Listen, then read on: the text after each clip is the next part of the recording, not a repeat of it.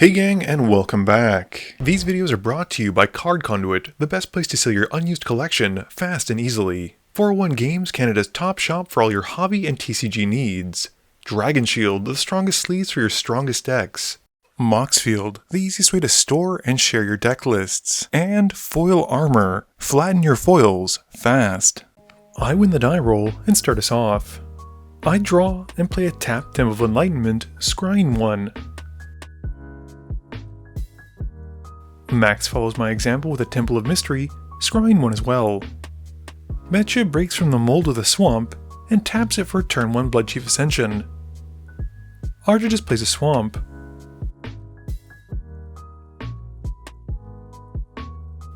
I play a tap Sunken Hollow. Max draws, playing the Stomping Grounds and taking 2, and then casts an Izzet Signet.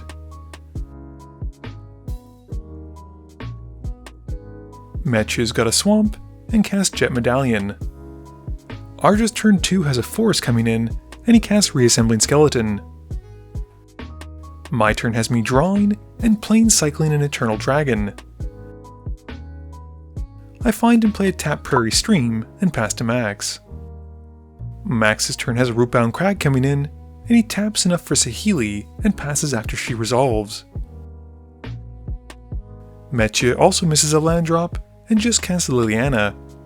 He remembers at this point to add a counter from Max's life loss from his Stomping Grounds as we move to Arja's turn. Arja plays an Exotic Orchard and casts Braids. He then swings the skeleton at me, dealing 1. On his end step, he sacrifices the skeleton to the Braids trigger, and none of us sacrifice a creature. This has Arja drawing 3, and each of his opponents losing 2. I've got an island for turn, and then pay 2 for Hashaton. I follow up with a Ret Tomb Mystic, and pass after that. Max's turn has a Felwar Stone coming in, and he gains an energy. He follows up with a Shardless Agent, and cascades into an Arcane Signet, gaining an energy from it, and then the agent as it enters. He then hits Metcha with Saheeli, and passes.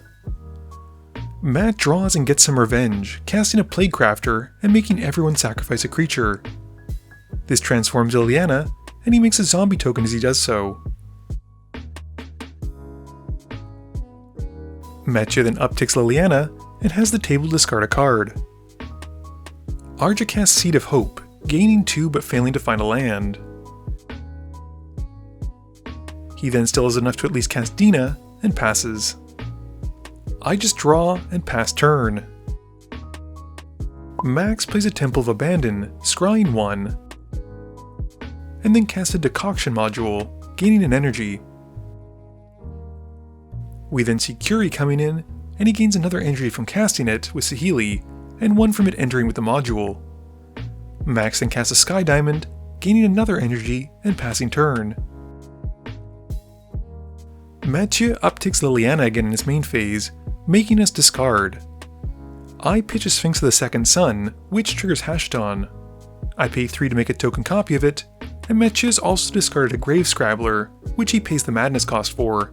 This allows it to return his Plaguecrafter to hand as it enters, and Metcha then casts a Ripples of Undeath, and passes after the enchantment resolves. Arja's main phase is a Tyvar Jubilant Brawler, which he then downticks and mills 3. He keeps Deathrite Shaman from among them, and passes. I've got a Plains for turn, and swing the Sphinx at Liliana for 4. I then move to my second main phase, and eternalize my dragon from my graveyard. I then go to my end of main phase, gaining a whole beginning phase after that, untapping, drawing, and then going to my end step. I pass after that. Max is another temple with a Temple of Epiphany, scrying 1 and bottoming it. He goes to combat and uses 4 energy as it goes to the combat step to make a token copy of the module. This gains him some energy back as the token comes in, and he then swings the 5/5 at me and Saheeli at Max. Matt blocks the zombie token while I just take the hit. During his end step, Metcha's Ascension gains a counter. Matt draws and in his pre-combat main phase mills his top 3. He pays 3 life and 1 mana to keep one of them, a swamp, which he then plays. Matthew then downticks Liliana, bringing back Blood Artist from his graveyard. 2 more mana then gets him an Endless Atlas, and he passes to Arja.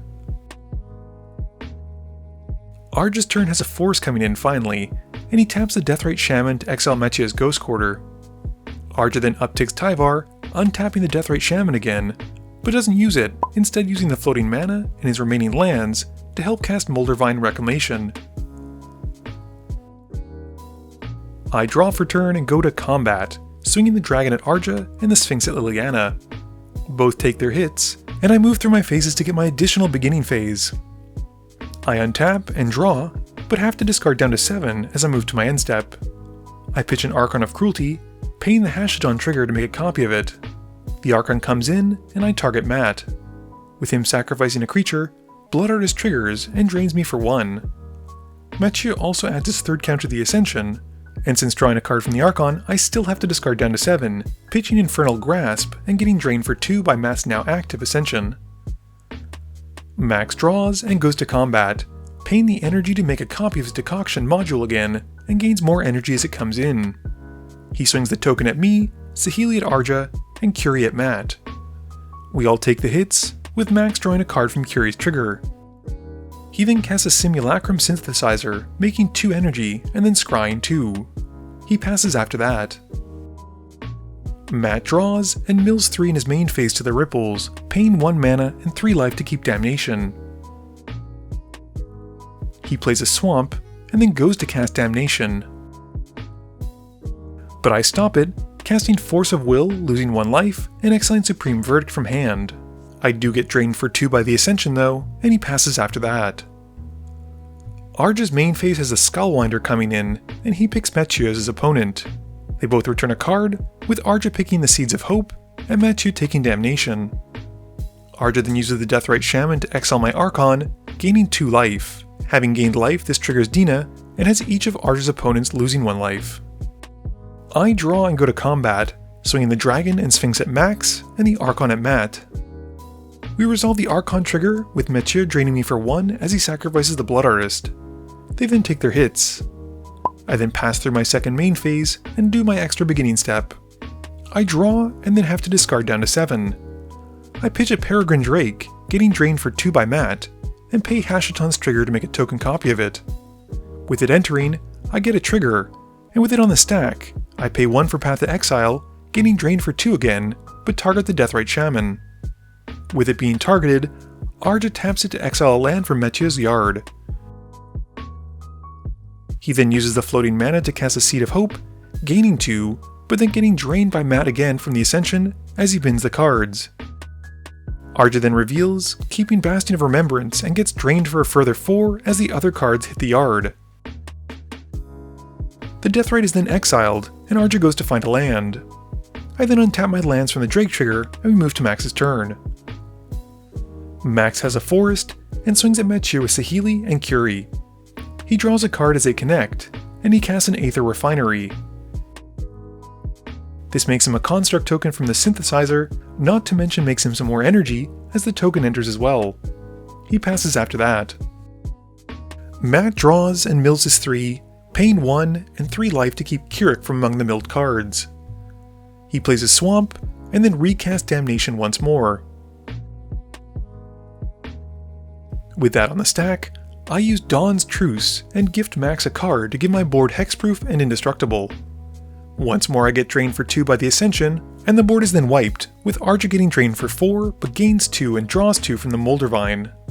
Max also gets drained for 2, and Matt passes after all that.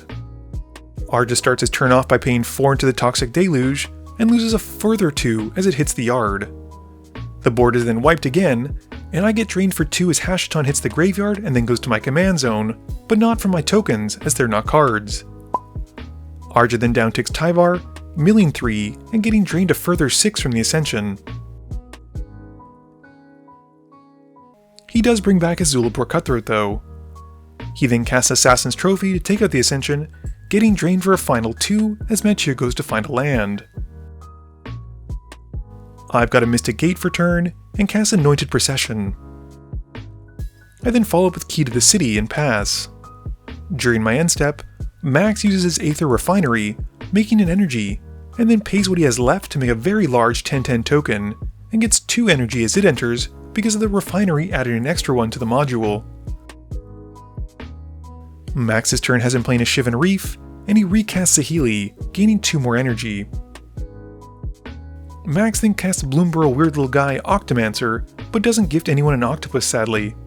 He gains 2 energy, and goes to combat, paying 4 energy to make an artifact copy of the Octomancer, which upon entering, gives him 2 more energy, but also makes him a Golem token from the synthesizer, which gives him an additional 2 energy.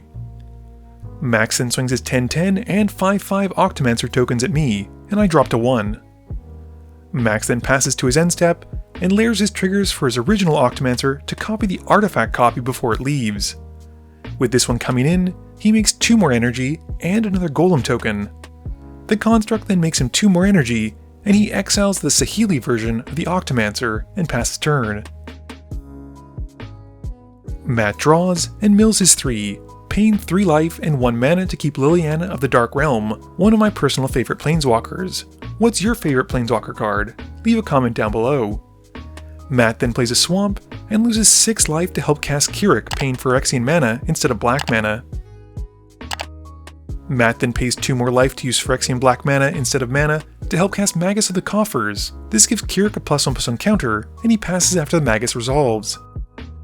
Arja's turn has a Forest coming in, and 3 mana gets him a Bastion of Remembrance, which makes him a 1/1 human token as it enters. He then casts an Apprentice Necromancer, which can tap like it has haste thanks to Tyvar. I try to persuade Arja not to attack by saying I'll give his creature unblockable with Key to the City, but sadly he doesn't go for it. He swings the Zulaport Cutthroat at me, and I get taken out. Arja's second main phase then has him upticking Tyvar, untapping the Cutthroat, and passing. Max uses his Refinery again on his end step, making 2 energy, and then makes another large token from the ability. With the token coming in, he gets to make 2 more energy. Max plays an island, and counts up his opponent's blockers. He casts a Pyrewood Gearhulk in his main phase, gaining 2 energy, and making a Golem from the synthesizer, plus pumping his board and giving it Vigilance and Menace. Going to combat, Max uses the Saheeli trigger, and pays the energy to make a token copy of the Gearhulk. This pumps the board again, not to mention doubles up on Vigilance and Menace for all of his creatures. He also gains more energy, and another Golem. Saheeli and 2 Golems then go at Arja, while the large share of his creatures go at Mathieu. Before moving to blocks, Arja sacrifices the Apprentice Necromancer, bringing back Drivnod. This gets him 2 Drain triggers, one from the Cutthroat and one from the Bastion. He also gains 1 and draws 1 from the Moldervine. Unfortunately though, even with blocks and the Drains, Arja's gonna get taken out, and Matt can't block properly because of Menace, which has Max winning the game through combat. Game review time. This was a bit of a shorter one, coming in at just over 40 minutes. Again, it was a game with everyone playing their commanders and somewhat utilizing them, which is what I love to see. I will say that unfortunately Hashaton did not do as well as it has in other games, mainly because I lost the Cycler early on and had no reliable way to discard creatures. I think Mathieu's Liliana and Arja's Dina deck also seemed to struggle until late game, whereas Max was gradually, slowly, and consistently building up better and better board states. It was amazing to see how the energy deck worked, and I think probably the strongest card, or at least the MVP for me this game, was the Aether Refinery, as it gave him an additional energy each time he gained one, and it was a payoff as he was able to dump into it to make big tokens if he had nothing else to do with it. This video wouldn't be possible without the help from my sponsors, but it definitely wouldn't be possible without the help from you, the viewers, and my patrons. So I just want to say thank you for watching, and to remember, friends are just opponents you haven't eliminated yet.